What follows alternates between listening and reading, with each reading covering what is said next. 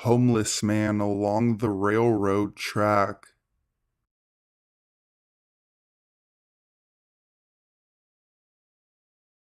When I was about 8, my parents owned a warehouse in a pretty shady area of a city 1 hour from our house.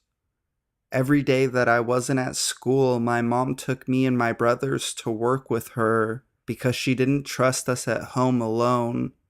We broke stuff a lot, so I don't blame her. The warehouse wasn't all too bad. We had fun making up games and watching VHS tapes of Scooby Doo and reruns of The Fresh Prince all day. There was a Dollar Tree a few miles down the road, but there was a field that we could cut across, walk down an abandoned railroad track, and we would be there after a 5-minute walk. We did this routinely, and it wasn't unusual if we told our mom before we left. One time, and the only time I went by myself, was terrifying. I walked to the Dollar Tree and bought 3 cans of beef stew. On the walk back along the railroad track, a 6-foot-tall homeless man grabbed me from behind. Since we were in the shady area a lot, our parents enrolled my brothers and I in mixed martial arts classes so we would be able to defend ourselves. I kicked him in the knee as hard as I could, hyperextending it, if not breaking it, and he let go because of the pain. As he let go, I turned around and threw a can of beef stew at him, hitting him square in the nose. After this, I ran as fast as I could back to the warehouse, and I never told anyone because I thought I would get in trouble and not be able to go to the Dollar Tree again. So, homeless man along the railroad track, let's not meet again.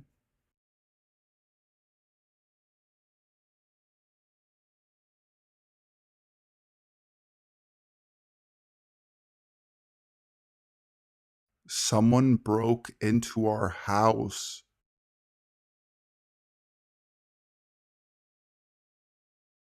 Long time lurker, first time poster. I'm a female, and this story happened when I was 24 years old, when we were still living in our old neighborhood. Well, it's basically a slum. We also had a dog that slept inside the house with us, but he died a few weeks before because he got too sick. I just started working then, and my shift started at 5 a.m. I would wake up around 3:30 a.m. to get ready for work. Since it's still too early and our neighborhood isn't really safe, my dad would walk with me up to the main road. He makes sure that I safely got on a tricycle, a common mode of transportation here in the Philippines. Then he goes back home. I'm a heavy sleeper and it's difficult for me to wake up, especially if it's too early. So I usually borrowed my mom's cell phone to use it as an alarm because it's louder. I do have my own phone, but the sound is really low and sometimes the alarm doesn't wake me. I still set the alarm on my own phone just to be sure and place it beside my pillow so I can hear it. I usually place my mom's phone on the bedstand so in case she needs it, she can take it without having to wake me up. That time I didn't hear the alarm on my mom's phone, but thankfully my own phone's alarm woke me up. I reached for my mom's cell phone on the bedstand, but I couldn't find it, so I just thought she might have taken it and forgot to put it back. I got ready as usual.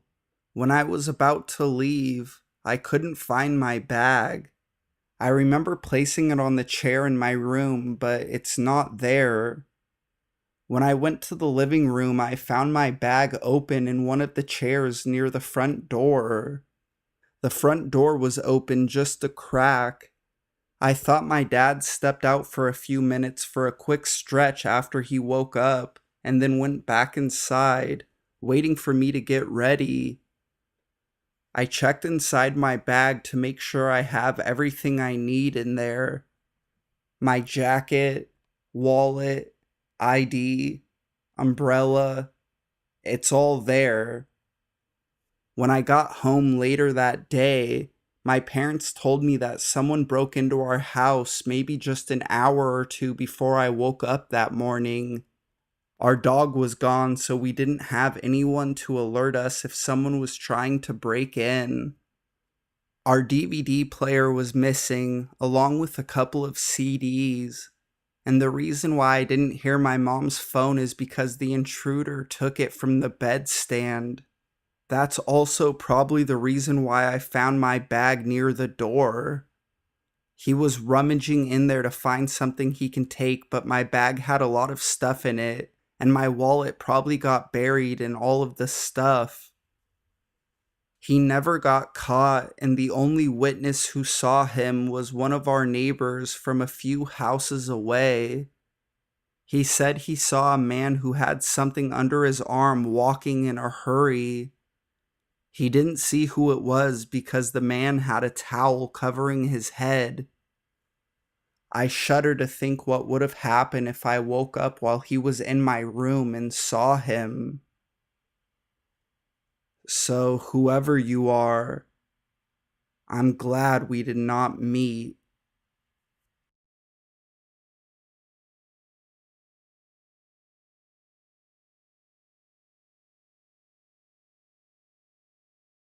Murder downstairs.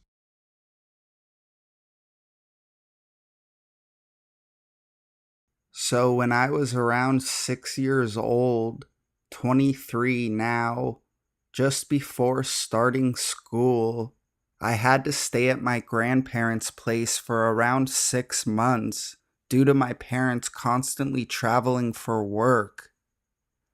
It happened in Europe, little country called Lithuania, which is a really cool and modern country with very fast internet, and living in blocks of flats by the year 2000 was pretty much normal.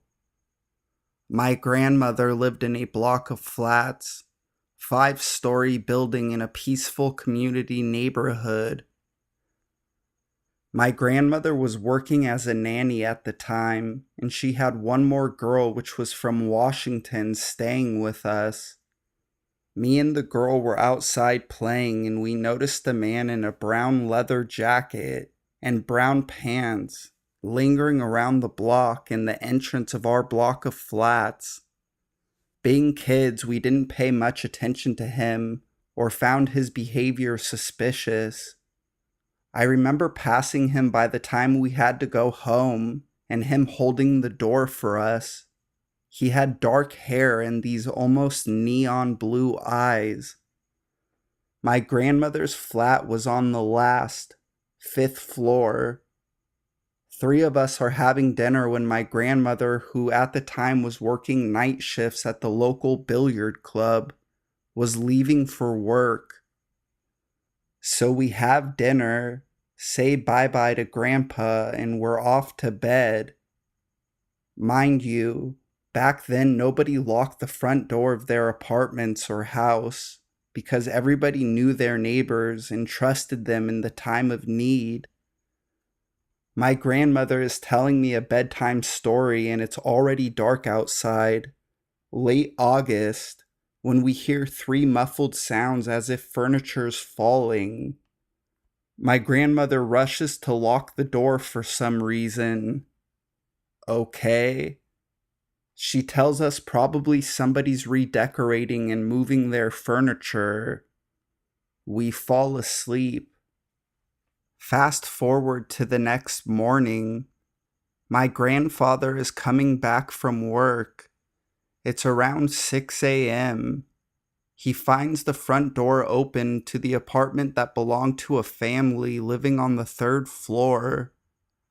He walks in and finds a dead grandmother and a boy which was around 5 years old, and also our friend dead, with shot wounds. Me and the girl are immediately woken up. There's police everywhere. We were asked if we saw anything suspicious or people not from our neighborhood. Of course, we remember the man.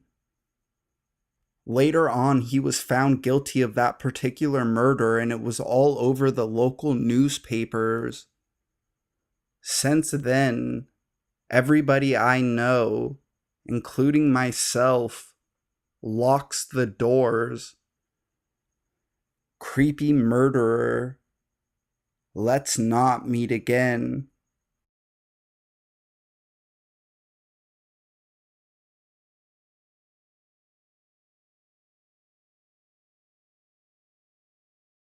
Why I hate sleepovers.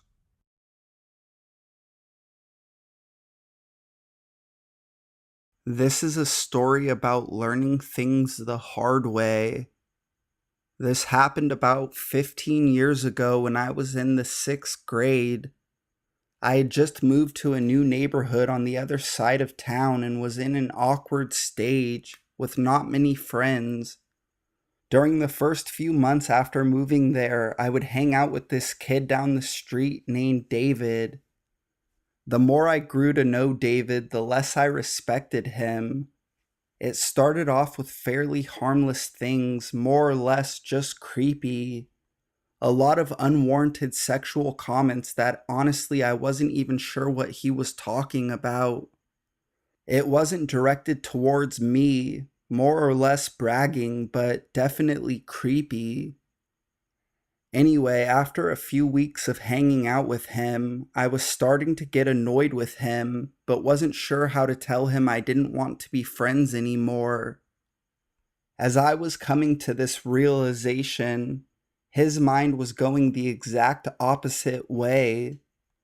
The combination of him being more assertive and the lack of friends I had at the current time led to him asking to stay the night at my house one night. The idea of this made my skin crawl, and in attempts not to be rude, I suggested we instead stay at his house, which only made my skin crawl slightly less. He needed no persuading. He said yes before I had even finished asking the question. So, come the day where I'm to stay the night at his house, and he suggests I just come over right after school, which was a Friday, and stay the night from there. I remember thinking how odd it was to suggest that, seeing as we lived on the same street. I told him I would just come over after dinner, and he seemed annoyed. That should have been the first red flag. So after dinner, I hesitantly head to his house. I arrive and his garage door is open. These are the types of garage doors that have two doors, one large door that can fit two cars, and one small door for one car. The big one is closed, but the small one is open. There is no car in it, more of a setup for him to hang out and make things, I guess. I have been inside of his house a few times before, but had never seen this part of the garage. He greets me and we start talking about what we are going to do for the night. And as we are talking, I start to notice the alarming amount of weapons placed around the garage. There were at least 10 knives of varying shapes and sizes, from hand knives to fucking swords.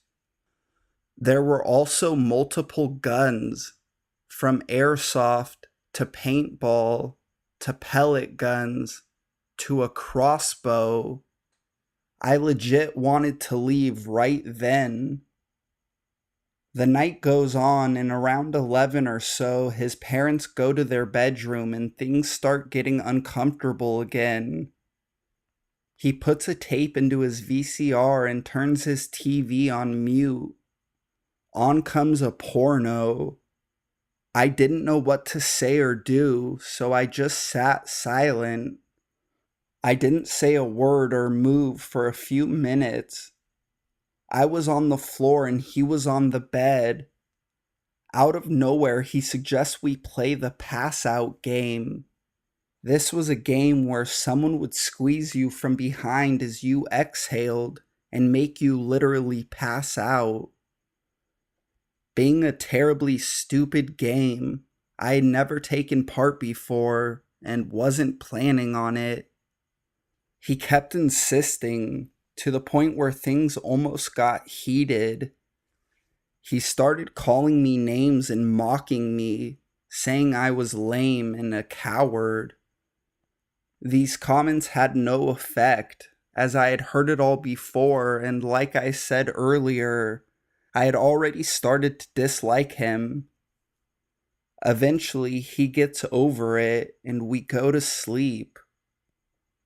I wake up sometime around 3 a.m. to him, naked, leaning over the side of his bed toward the ground where I'm laying, and he is touching himself violently. When he notices I am awake, he flings back onto his bed and lays completely still. I didn't say anything and just laid there waiting for him to fall asleep. A few moments go by and he gets up and goes to the restroom. He is gone for like 10 minutes and I debate if I should just get up and run home when I hear him come back in. As he opens the door, the light shines on my face and he sees that I'm awake. I stutter something like, "Hey dude, you alright?" He replies with, "Yeah, I just have a hard time sleeping, and I sleepwalk."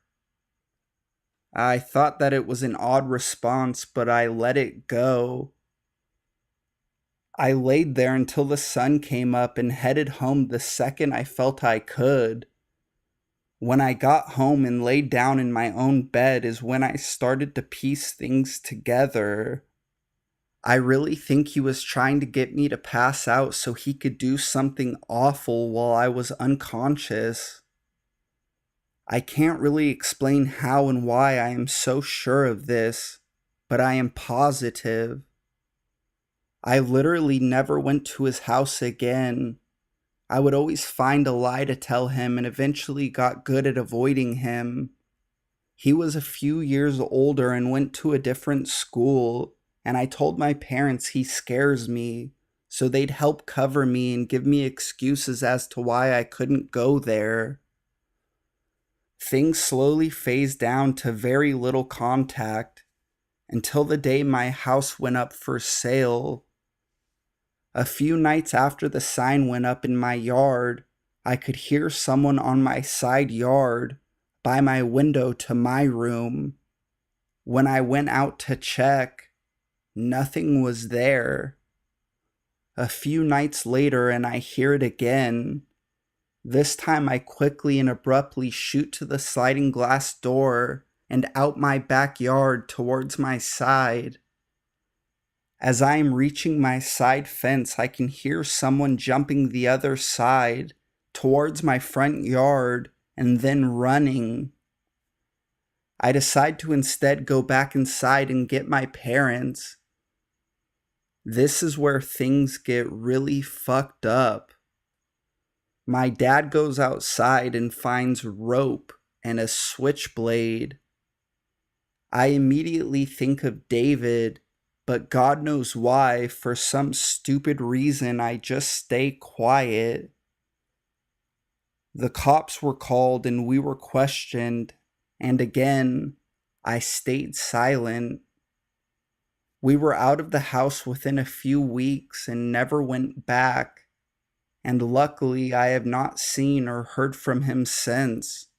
But every now and then when I hear a noise outside, I think of him, and chills run up my spine.